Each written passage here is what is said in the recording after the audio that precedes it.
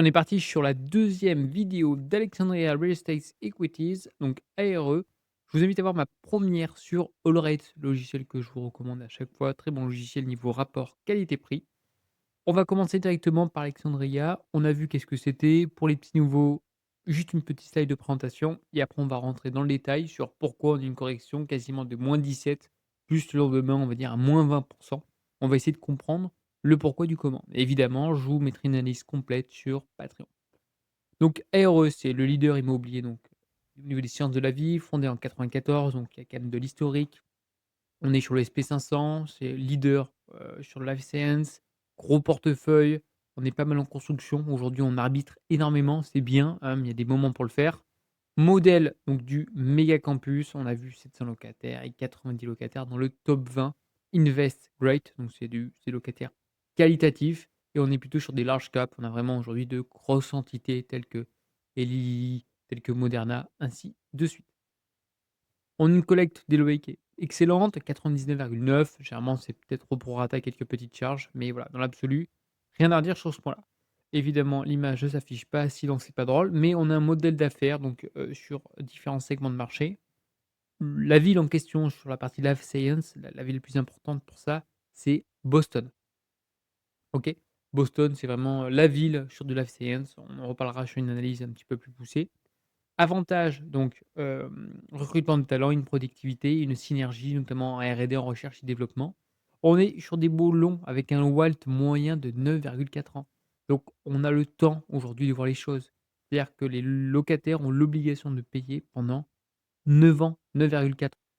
Donc on sait qu'on a des flux qui sont présents pendant 9,4 ans, ce qui est conséquent. On est sur du triple net, encore une fois, donc c'est-à-dire que triple net, tout est à la charge du locataire et on a une escalade annuelle. C'est-à-dire, en fait, on a des loyers qui sont indexés et qui augmentent, on va dire, automatiquement. En général, c'est entre 2 et 3, ça suit à peu près l'inflation. Et puis après, on a une plateforme, donc VC, c'est soutien aux locataires, il y a l'écosystème d'innovation.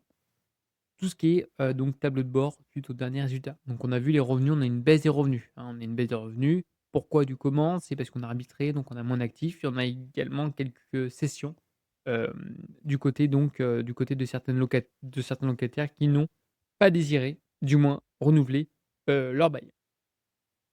Donc les FFO par action, beh, ça baisse. Voilà, c'est pas un excellent point. Donc évidemment, on perd, hein, par nombre d'actions. Concernant le taux d'occupation, on a une baisse, bon, pour, plusieurs raisons. Premier point, c'est l'expiration de certains baux, notamment sur le T3 de 2025, hein, donc évidemment que ça a impacté la vacance, locative.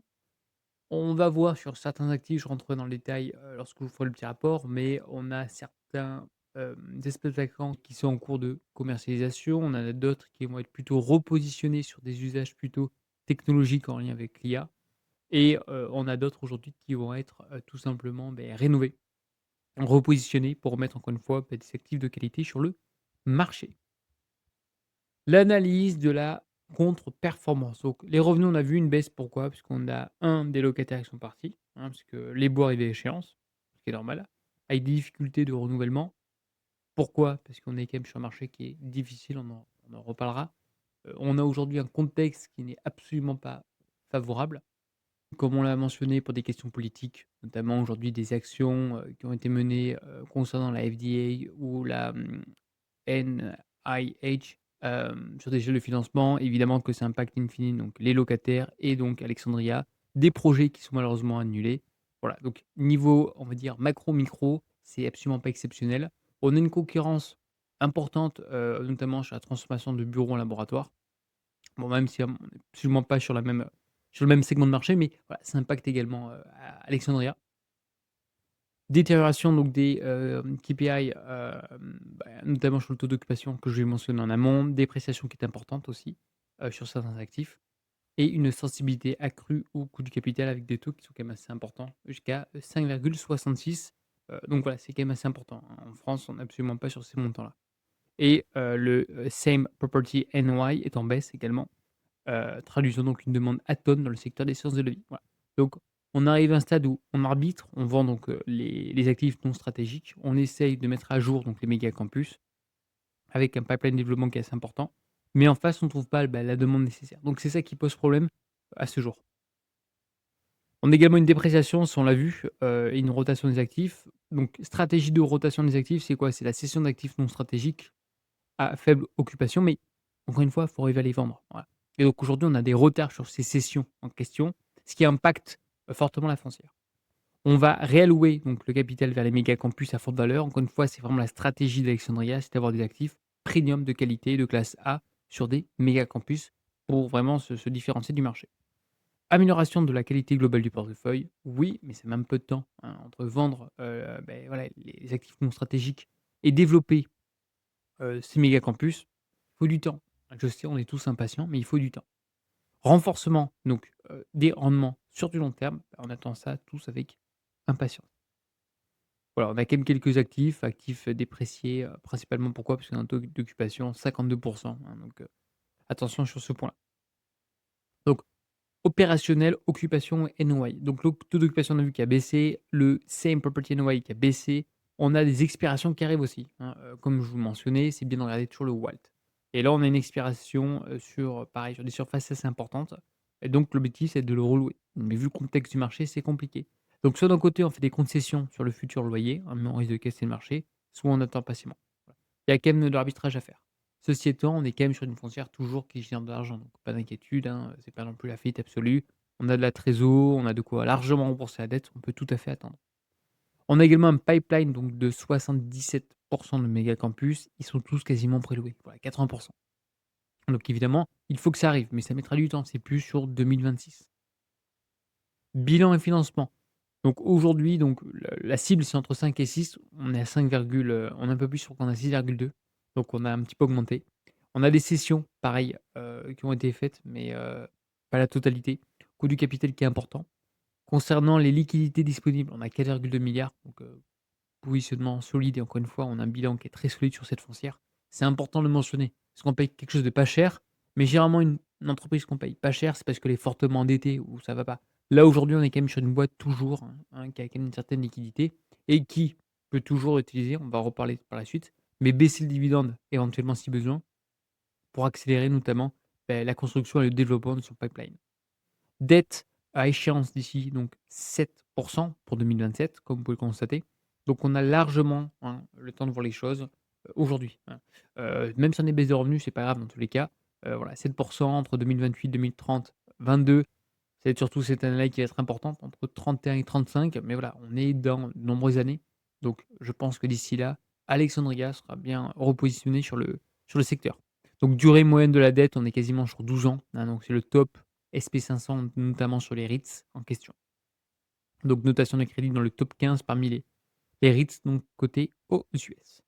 Perspective et dividendes. Évidemment, ça c'est un point important comme tout investisseur. Premier point, donc la FFO par action a été réduit. Pour plusieurs raisons, comme je l'ai mentionné. 1, des difficultés à vendre rapidement. 2, des problèmes de commercialisation. 3, des chantiers, mais qui avancent pas, comme c'était prévu, initialement. Donc évidemment que ça impacte les revenus. Politique de distribution sous révision. Alors ils n'ont pas encore mentionné, le futur dividende, mais je pense qu'il est tout à fait possible qu'on ait une baisse de 30 à 40.